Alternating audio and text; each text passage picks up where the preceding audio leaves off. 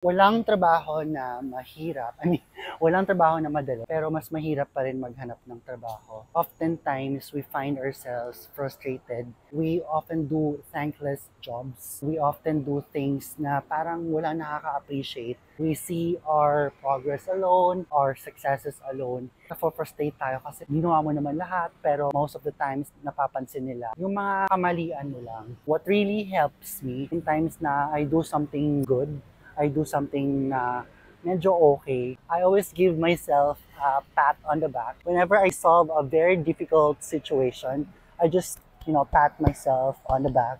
Siyempre, tayo yung witness ng ating mga successes eh. Yes, mukha kang baliw like what I'm doing now, vlogging in public. Parang, oh my God, I did good. I solved that. Sa akin galing yun, walang nagturo sa akin. Ginawa ko yun. I give myself credit kasi nalusutan ko yung napakahirap na challenge dun sa certain task mo, sa work mo. Oftentimes, napapaisip tayo, parang am I paid enough dito sa work ko? Again, mahirap maghanap ng work.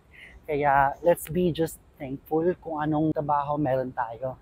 And then just give ourselves a pat on the back whenever we do something great. We solve a difficult task or a problem. Kasi who's gonna do it, di ba? Kundi tayo-tayo lang. If no one's gonna do it for us, let's do it for ourselves. Kasi at the end of the day, all we have is ourselves. Ayun lang. Bye!